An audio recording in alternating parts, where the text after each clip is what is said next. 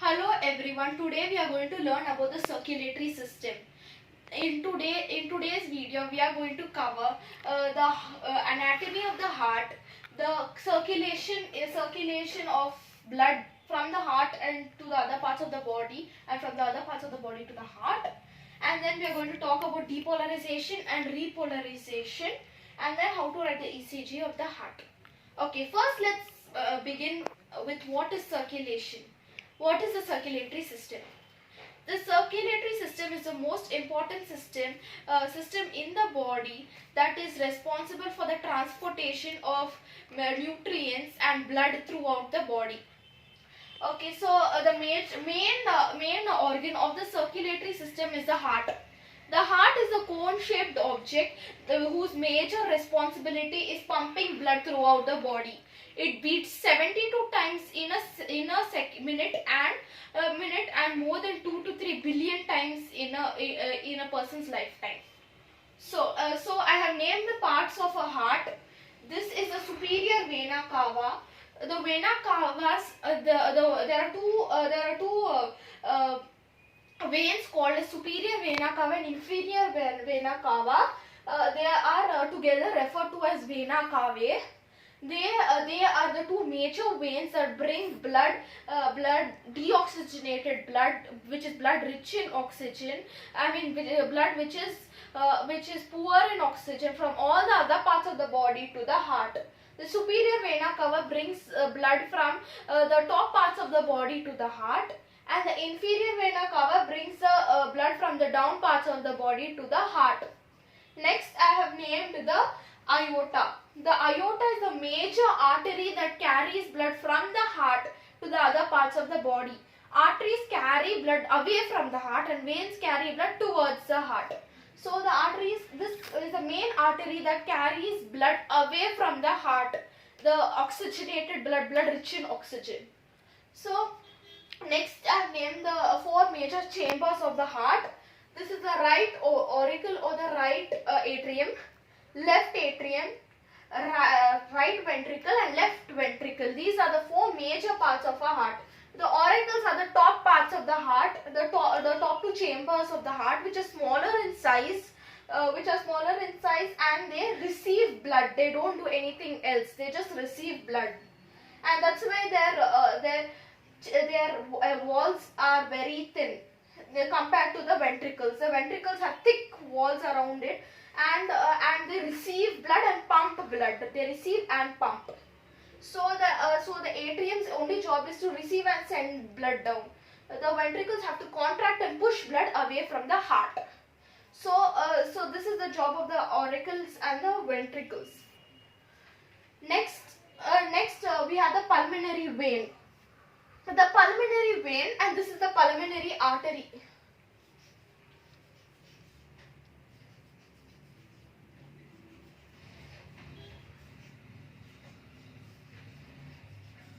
The pulmonary vein and the pulmonary artery, these both are the most important two veins and arteries that are responsible for the pulmonary form of circulation. That we will go into detail now. The pulmonary and the systemic form of circulation. Blood is circulated throughout the body in two ways. That is pulmonary way of circulation and systemic way of circulation. This is the diagram that shows the pulmonary and systemic circulation of blood from the heart to the other parts of the body and from the other parts of the body to the heart. So as we see the right auricle and the right ventricle, left auricle, left ventricle represented in a box manner. So what happens? First we will begin from the first. See, first we will begin with the systemic form of circulation. The deoxygenated blood, the blue thing represents the deoxygenated blood. The deoxygenated blood from the head and from the lower part of the body comes together and gets filled up in the right auricle. The right auricle contracts and pushes the blood into the right ventricle. All the deoxygenated blood comes to the right auricle, and that contracts and pushes it to the right ventricle. And the right ventricle pumps the blood and sends it to both the lungs on either sides. As you know, the heart is surrounded by both the lungs, is in between both the lungs. So the lungs get the deoxygenated blood. As you know, the lungs main work is to oxygenate the blood. It receives deoxygenated blood which reaches until the aorta, until the alveoli, and because of the rich blood capillaries, it gets oxygenated, and then it goes back to the left auricle. From the lungs, it goes back to the left auricle. The left auricle mainly receives the left auricle only receives oxygenated blood, which contracts and pushes it to the left ventricle. The left ventricle takes the blood from the left ventricle pumps the blood, oxygenated blood. The pink color is pink or red color is shown as the oxygenated blood. It pumps and pushes the blood to the head and the body, the oxygenated blood. So only the transportation of blood from the heart to the two lungs and back to the heart is called as the pulmonary circulation. And the transportation of blood from the head and the other parts of the body to the heart is called a systemic circulation. These are the two types of circulation. Okay, let's go to the electricity conduction in a heart. The heart does not go through the work with the help of the nerve impulses from the brain. Most of the parts of the body work because of the nerve impulses that come from the brain, but the heart has its own electricity conduction that happens in it. First we will get to know more about depolarization and repolarization. First, these are known as the pacemaker cells or the potential cells. Pacemaker cells. These blue color are denoted by the potential cells, and this red color are the myocytes. The myocytes are only heart muscles are made up of special cells called myocyte cells. All the cells here have a negative charge. None of it has a positive charge. All have a negative charge. And this pacemaker cells, if they want, any minute they can change and become and have a positive charge. They all have negative charge for now, but they can anytime change their charge and become positive. They like to stay negative, but sometimes any one cell can change and become positive. For example, this one cell here turns positive, becomes positive. Then as you all can see, there is a gap between each cell. Everywhere there's a gap between each cell, and then so the positive ions just spread everywhere. It gets spread everywhere. This just keeps on sending the positive ions. This, especially the pacemaker cells, are very fast in electricity conduction. These myocytes also get some positive charge and they also transport, but it's not that fast. It's really slow. So that's the reason for the actual need for the pacemaker cells. We can just have myocyte cells in the heart, but the myocyte cells do not conduct electricity as fast as the pacemaker cells, because if we had only myocyte cells, the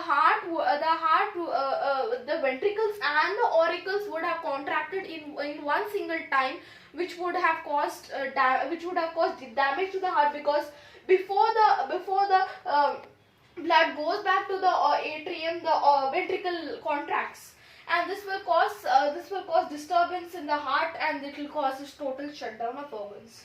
So that's the reason why we have pacemaker cells, because of which the speed increases and the heart keeps beating. Okay, where does this electricity first begin? First, this SA node gets activated and sends electricity impulses to this AV node.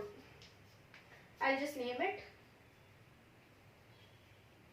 It sends I'll just stick it. It sends electric impulses to this AV node, and this AV node pauses for 1 second, just 1 second pause, and then it quickly gives this electricity impulse to this area. What is this area called? This area is called as a bundle of His.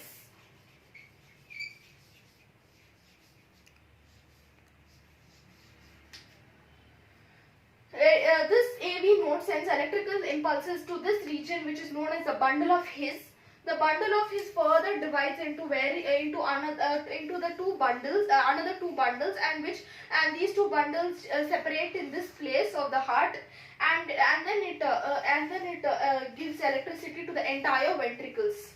This is how electricity is conducted in the heart. So we are going to learn how to write the ECG of the heart through this by seeing this process. So there are three waves in this. First is the P wave, then the R wave, and then the S wave, and then the T wave. That's all. Okay. Then this region between the P wave and the Q wave is known as a P to Q wave, and this region between the S wave and the T wave is known as the S to T wave. So what happens is SA node gets activated. So when the SA node gets activated, this P wave is formed. One slight increase because this gets depolarized, which means this cells becomes active. When the SA nodes cells become depolarized, this P cell goes up, and then the bundle of His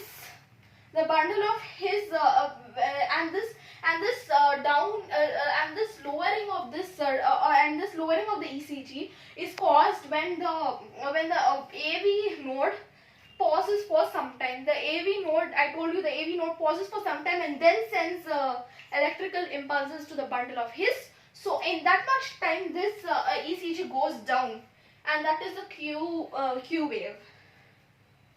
And then after that, the bundle of His, I told you, it sends electrical impulses through these two bundles, and then the whole ventricle becomes full of electricity and becomes depolarized. And that is when the RV wave happens. The RV wave happens when half full ventricle is full mass of the ventricle is full of electricity, becomes depolarized. And next, then the S node goes down, the S wave goes down. The going down of the wave is because electricity has come to the ventricles, the atriums become repolarized, which means it becomes negative again.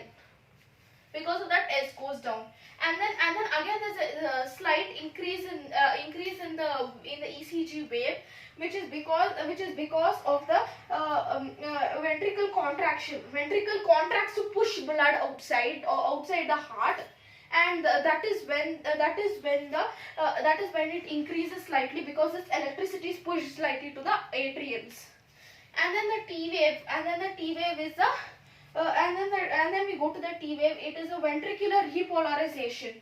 T wave again decreases here. That means the ventricles also become repolarized, which means it becomes negative again. And again the atriums become positive, and it's again a big process which again continues for a long period of time. Thank you.